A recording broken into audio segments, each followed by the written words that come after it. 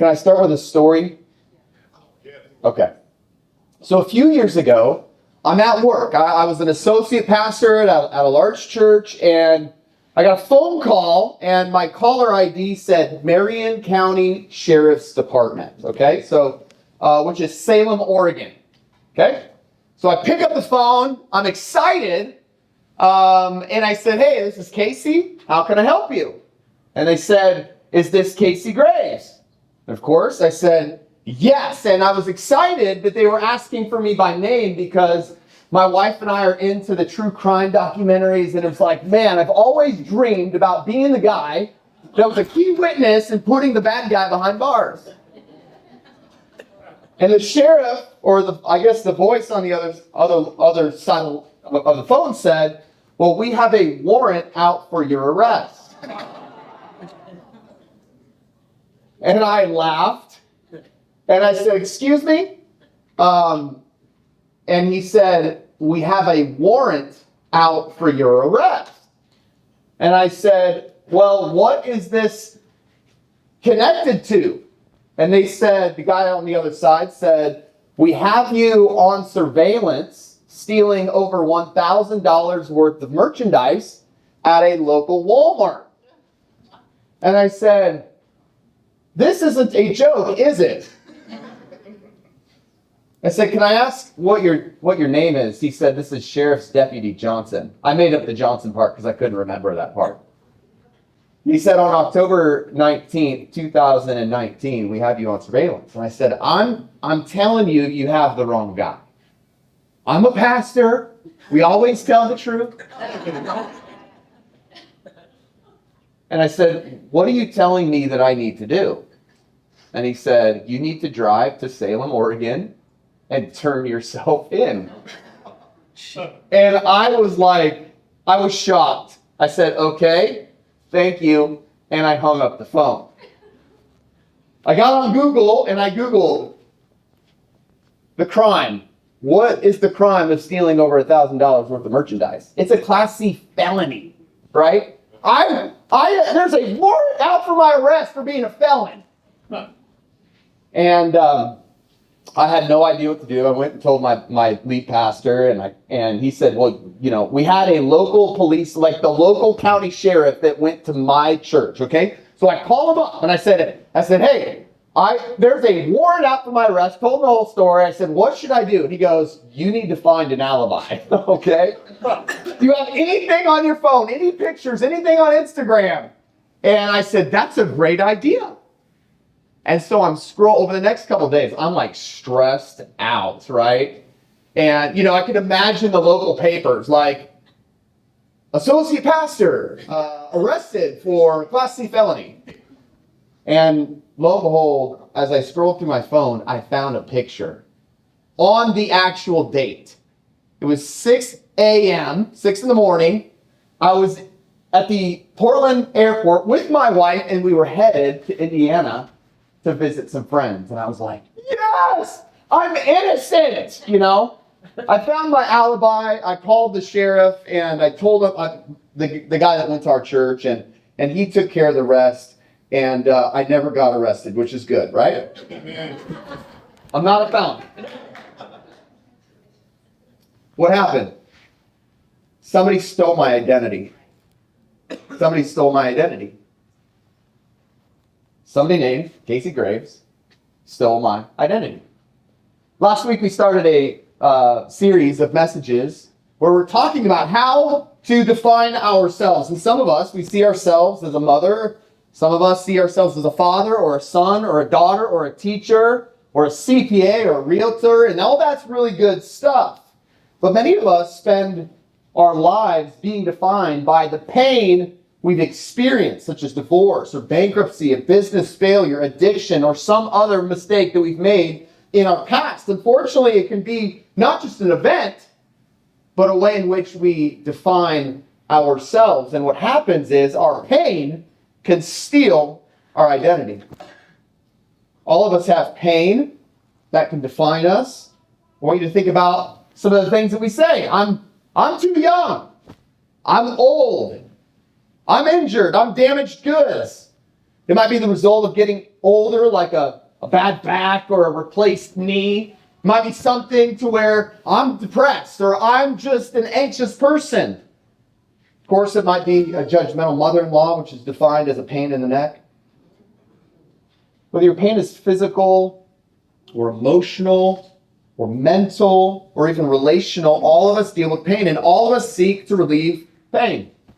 We take pills, we go to therapy, we spend thousands of dollars on special braces or clothes to relieve some of our symptoms. We find support groups, we distract ourselves, we numb it the best way that we can, and anything we do to keep us from feeling pain. And we all feel pain. We all try to relieve that pain, but very few of us try to find the purpose in the pain.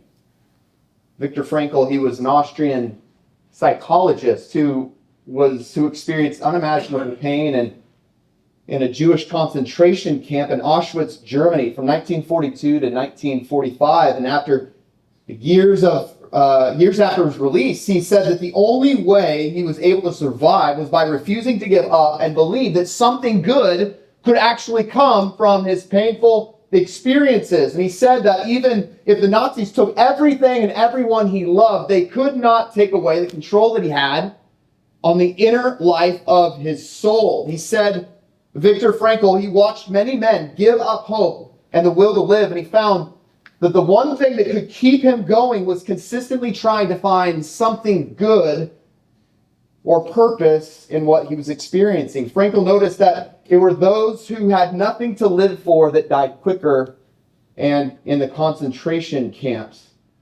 And it was in these horrific times that Frankl began to develop what would eventually be known as a revolutionary approach to psychotherapy called logotherapy. And this would lead to one of the most well-regarded and important books ever written called Man's Search for Meaning. And through his work, Frankl not only found purpose in his pain, but was able to help countless of others repurpose their pain as well. I want you to see what pastor and author Mark Batterson had to say on the issue. He said, it's not our experiences that make or break us. It's our interpretation of and our explanation for those experiences that ultimately determine who we become. Your explanations are more important than your experiences. This isn't a new concept. This is something that the Apostle John discovered as he watched and followed the life of Jesus.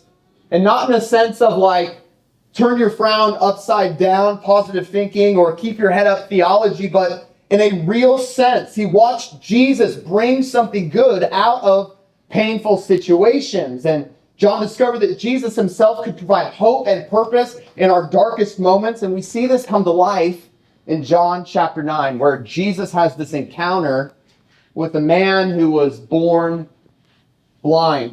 It says this in John chapter 9, beginning in verse 1. It says, as he, Jesus, went along, he saw a man blind from birth. His disciples asked him, Rabbi, who sinned, this man or his parents, that he was born blind? See, Jesus' closest followers see this man who was born blind and blind his whole life. And much like us, they were trying to find blame. Who's the cause? Whose fault is this man's blindness? Is it his sin or is it his parents' sin? And much like us, we play the blame game. Because it's easier to find blame than to find hope when it comes to our painful experiences. Because at least if we find someone to blame, we know how to aim our anger. But watch how Jesus responds. Verse 2, it says, neither this man nor his parents have sinned, Jesus said, but this happened so that the works of God might be displayed in him. Now, when Jesus says this happened so that the works of God might be displayed in him, he's not saying that God caused this man to be born blind and to suffer for 30 years just so he could come along and heal him so that his disciples might grow in their faith a little bit. That's not what Jesus is saying. I think there's more going on here. Jesus seems to make it clear that while the blindness isn't because of this man's sin in particular or his parents' sin specifically, the man is blind because of sin in general. Listen, the story of the Bible tells us that sin has broken into our world and it leads to all kinds of imperfections. And yet, despite the sin in the world, Jesus heals a man who was blind since birth. And the question is, why? And I would suggest to you, Jesus is trying to make a point of God's sovereignty. In other words, this man's pain is redeemed to show God's power in the lives of individuals. Watch what happens next. Verse 6, it says this. After saying this, Jesus, he spit on the ground, he makes some mud with the saliva, and he put it on the man's eyes.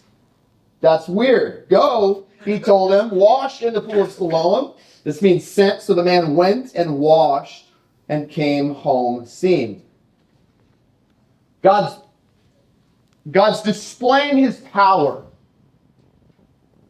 God's showing up in this man's pain to display God's power through Jesus. But who is he trying to display his power for? He's trying to display his power for the benefit of the disciples. He wants his disciples to grow. You think about the storyline of the disciples. In just a few years in the book of Acts, it tells the story of how these disciples were walking the streets of Jerusalem, Samaria, and to the ends of the earth, healing people in Jesus' name. The question is, what gave them the confidence to practice this kind of ministry? In part, it was watching Jesus heal a man who was born blind in John chapter 9. This man's pain is redeemed to show God's power to the disciples and to everyone who would see the change in his life. And we can only imagine how this impacted the people in the community around this man who was born blind. A man who had always been blind was now no longer blind. People who had not ever heard of Jesus were now hearing about Jesus. People who were skeptical about Jesus now had evidence of Jesus' power to change a life. This experience, this moment of displaying God's power. This man's pain is redeemed to show God's power to the disciples, to those in the community, and those who would read about the story for centuries to come. But the impact isn't just for the community. And it's not just for us who would read this story a couple of thousand years later. The impact was also for him. For the blind guy. Watch what happens in John chapter 9, verse 35. Do you believe the Son of Man? Jesus asked the blind guy. Who is he, sir? The man asked. Tell me so that I may believe in him. And Jesus said, you have now seen him. In fact, he is the one speaking with you. Then the man said, Lord, I believe. And he worshiped him. See, Jesus healed his physical blindness, but he also healed the man's spiritual blindness. And I'm going to guess that as the man reflected on his past, he may have actually been able to feel gratitude for being born blind. And I'm not saying it was easy, obviously, but I am saying he was able to feel grateful because Jesus helped him understand that there was purpose in his pain. The man's temporary blindness led to eternal meaning and eternal joy, and not just for him, but for everyone. For everyone. And that's what tends to happen in our lives. Right? Later, like we go through something awful, we go through something painful, we go through something horrendous, and we hate it. And it's uncomfortable. And we get angry, and we might even start playing the blame game. And just like the disciples, we throw a pity party. But then later, we see that there was actually purpose in the pain, and it caused us to grow. And it led us to appreciate life a little bit more, and maybe it created a deeper bond with your loved ones. And then, so later, we're grateful that the hard things we went through, but what if we chose to be grateful in the middle of the difficulty we're experiencing in our lives? What if instead of playing the blame game, or what if instead of having a pity party, we said, I'm going to choose to find purpose in my pain. Listen, you have a reason to feel sorry for yourself. I have a reason at times to feel sorry for the pain that I'm experiencing in my life. And here's what's true. It's not helping me. When we feel sorry for ourselves, it doesn't move us forward. It actually holds us back. And so I want to encourage you this morning, don't feel sorry for yourself. Choose not to. Choose not to feel sorry for yourself. And I know it's not easy, but we have a great God who can empower us to do the things that we cannot do on our own. Choosing not to feel sorry for ourselves is a decision that we need to make because our thoughts have incredible power over our lives. I want you to see the wisdom in Proverbs chapter 23. It says this, "For as he thinks within himself, so he is." In other words, if we choose to feel sorry for ourselves, then we're choosing to live a sorry life. Our thoughts have incredible power in our lives, but you and I have incredible power over our thoughts. We choose our thoughts, and we could choose to find purpose in our pain. Viktor Frankl, he was a master at this. I mentioned that he lived through internment in a Nazi concentration camp. He was oppressed, he was tortured, he was humiliated in unspeakable ways. And in his book, Man's Search for Meaning, he explains that what allowed him to survive was his determination to find purpose in his pain. And he was adamantly refused to give into negative and hopeless thinking. Listen to what he shared with a group of German soldiers. He said, "The one thing that you cannot take away from me is the one way I choose to respond to what you do to me. The last of one's freedoms is to choose one's attitude in any given moment." Frankl encouraged his fellow prisoners that no matter what they would face, he had no intention of losing hope and no thought of giving up, and neither should they. And no matter what they were going through, there was purpose in their pain. And it makes me wonder what purpose God has for you in your pain. If your marriage is struggling, what purpose does God have in the middle of your pain? If you have a prodigal son or a prodigal daughter who's running away from the faith, let me ask you, what purpose might God have for you in your pain? Or maybe there's been a financial setback or a bad report from the doctor, or maybe a friend has hurt you. The question is, what purpose might there be in your pain? This morning, I want to tell somebody, don't allow your pain to steal your identity. Allow Jesus to bring the purpose out of your pain. Whatever happens, wherever you go, whatever you go through, it can be used to display the work of God in your life. The band can come on up. Malcolm Gladwell, he writes this book called David and Goliath, Underdogs, Misfits, and the Art of Battling Giants. And Malcolm Gladwell, he shares statistics and stories of countless amounts of people who overcome their pain and circumstances. And Gladwell, he writes about these things called desirable difficulties. And he explains that it's been proven that having to face horrible circumstances is actually an opportunity rather than an obstacle. People who overcome adversity are forced to learn more and work harder, and they have an advantage over those who had it easier in life. It's often the people who are faced with the most difficulty, he says, that succeed most wildly. And so in his book, he suggests that people who overcome disability and disadvantage don't succeed in spite of their circumstances, but because of them. This morning, I want to encourage you, don't allow your pain to steal your identity. Find purpose in your pain. Find purpose in your pain. Eric Wainmeyer, none of you know him, but he grew up, normal childhood. At 14 years old, he sadly lost his sight, going completely blind. just like our friend in John chapter 9. And the question is, how did he respond? Did he go on with the rest of his life feeling sorry for himself? No. Did Jesus heal him? No. But he was able to find purpose in his pain. As I read Eric's story, I discovered that Eric went on to become a championship wrestler in high school. And he climbed the 7 summits, the highest point on each of the 7 continents.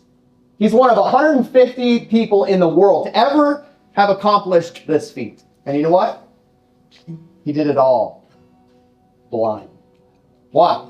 Because he was able to find purpose in his pain, and you can too.